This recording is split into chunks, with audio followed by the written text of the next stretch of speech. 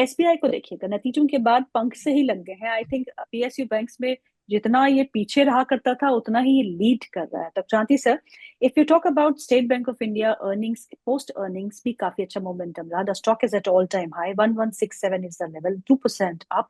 Banking space को अगर देखा जाए तो बहुत कुछ पॉजिटिव फैक्टर्स के बीच में हमारा बैंकिंग फाइनेंशियल सर्विसेज सेक्टर जो है वो कामकाज कर रहा है। नतीजे अगर हम सबके मिला जुला के भी देखें तो best of the results have come from the banking space and NBFC space. So banking space में इस समय आपको क्या पसंद है? Private sector banks, PSU banks, NBFCs, insurance companies, asset management companies, अगर इस लॉट में देखा जाए what do you like the most?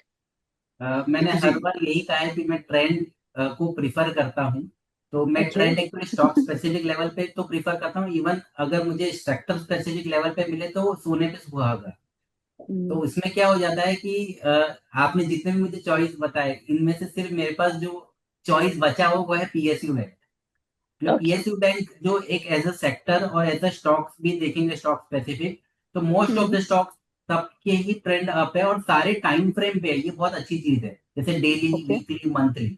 तो मतलब अगर ओके। कोई शॉर्ट टर्म ट्रेडर है उसमें एंट्री मार सकता है, कोई मीडियम टर्म इन्वेस्टर है 1 ईयर के लिए वो भी कर सकता है, और कोई अगर लॉन्ग टर्म इन्वेस्टर है मोर देन 1 ईयर वो भी उसमें एंट्री मार सकता है।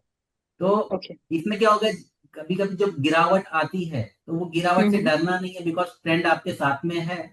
तो आप ओके। नीचे के लेवल्स पे, सपोर्ट लेवल्स पे बाय करके हुए। और जैसे रिटेल मैंने देखा है कि वो एवरेज करना उनको बहुत पसंद होता है, तो ऐसे स्टॉक्स में जहाँ ट्रेंड तीनों ही लेवल पे अप है वहां पे आप एवरेज भी करेंगे तो वो पॉजिटिव एवरेज माना जाएगा, और वो आपको करेक्ट। इवेंचुअली आपको पैसे मिल जाएंगे उसमें। जी। जी। तो तो पीएसयू बैंक एसबीआई का सचिन। देखेंगे, हाँ तो एसबीआई हम्म। का हम देख रहे हैं तो ऑल ऑल टाइम फ्रेम पे स्टॉक ने बहुत अच्छा तेजी कंटिन्यू कर रहा है। हम्म। कंटिन्यू बेसिस हम्म। पे हायर हाई हायर लो बन रहा है। ट्रेंड हम्म। अप है और मोमेंटम भी पॉजिटिव है। तो इसके हिसाब से आप मतलब बने रहना चाहिए, जिसके पास भी अगर होल्ड है तो। नया बाय करना है तो नया बाय भी कर सकते हैं, 50% अभी कर लीजिए, बाकी 50% सपोर्ट पे कर लीजिए। ओके। नीचे में सपोर्ट 1070 लेवल्स पे है, तो वहां पे हम्म। बाकी का 50% ऐड कर सकते Kati sir, what is your view on the banking and financial services space? Geetu जी, एक चीज है, on a medium to longer term basis banking and financial services India में एक अच्छा फ्रेंचाइजी है। बट लेकिन हम्म। प्रॉब्लम क्या हो गया, हम लोग देखा है पिछले one one and half year में कितना एफआईएस ने एग्जिट किया, और जी। जनवरी मंथ में भी अराउंड 50,000 करोड़ का एफआईएस का विड्रॉयल देखा है। बैंकिंग एंड जी। फाइनेंशियल सर्विसेज में FI holding is highest in the entire sector. So इसलिए okay. Banking and financial services में हम लोग अच्छा परफॉर्मेंस, क्रेडिट ग्रोथ परफॉर्मेंस और की रेवेन्यू पैरामीटर्स अच्छा देखने का बावजूद भी बैंकिंग एंड फाइनेंशियल सर्विसेज एक कंसल्टेशन फेज में था। सो इसलिए okay. Medium to long term में definitely any dip for a longer term basis निवेशक बैंकिंग एंड फाइनेंशियल सर्विसेज में ऐड कर सकते हैं। बट लेकिन इधर अभी निवेशक का एक डाउट आता है कौन सा स्टॉक्स में ऐड करना है। अभी जी। आप ये सेम क्वेश्चन मेरे को एक 10 साल पहला पूछे तो मैं जरूर बोलता था आप प्राइवेट सेक्टर बैंक्स को चुन लो बोल के। बट लेकिन अभी लास्ट पिछले 10 साल में पब्लिक सेक्टर बैंक्स में भी बहुत बदला हम लोग देखा है, बहुत बहुत चेंज हम लोग देखा है। So now private sector banks and public sector banks में valuations wise public sector banks looks very attractive to me. और now okay. Public sector banks are competing with private sector banks. Again, in okay. private sector banks, we have a choice of small finance banks and also the mid and small cap banks.